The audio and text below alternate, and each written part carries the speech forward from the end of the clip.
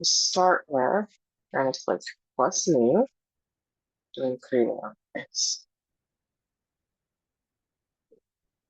So now you're going to fill your invoice out, ABC Test Company. We're going to do an invoice for them. Check that your bill to information is correct.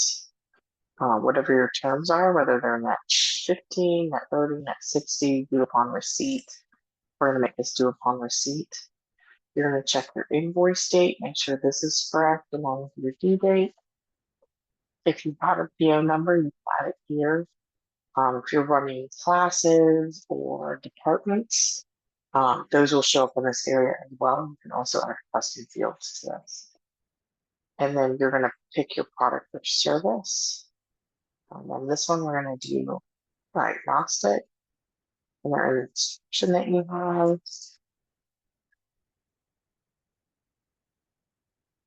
What your quantity is, what your rate is, and your amount is. $500 on this one.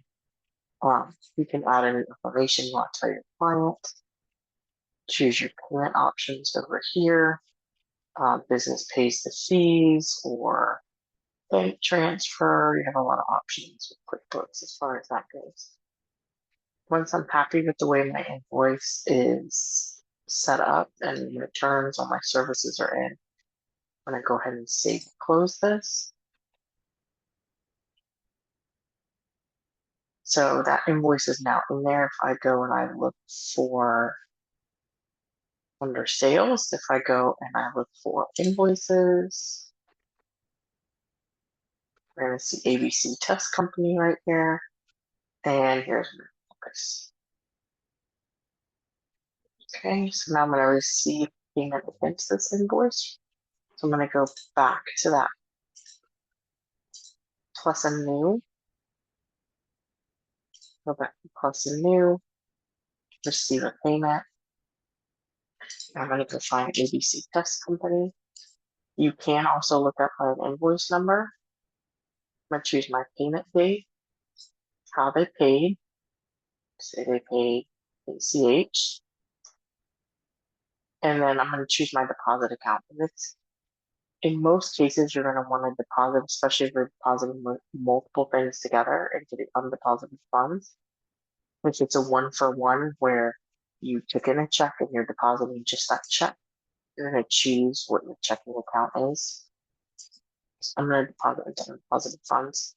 This is also the case if you have a situation where they're taking fees out of the payment. So I'm going to check this invoice number 10. They paid $500. This is the total amount I received. Even if they took fees out, the total amount of the bill was $500. The client paid the $500.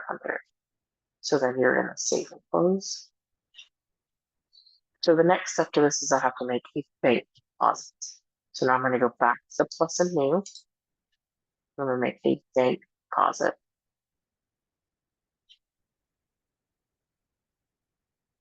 I'm going to choose what bank account this is going into. And then I'm going to go grab that invoice. And then once I've grabbed the invoice, in this case, I know I also have to remove fees because there were fees paid on this. So I'm going to have processing fees. So invoice.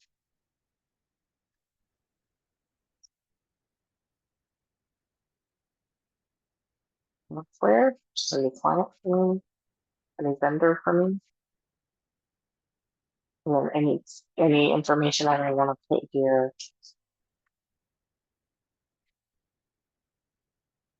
And then this is going to be a money because I want this deposit to equal out to what my total deposit actually was. And my total deposit was $495. And I'm going to save it for this. So now I have reported an invoice, a payment, and a deposit. When my transactions come through the bank feeds, the final step to this process is I'm going to want to match this payment of $395.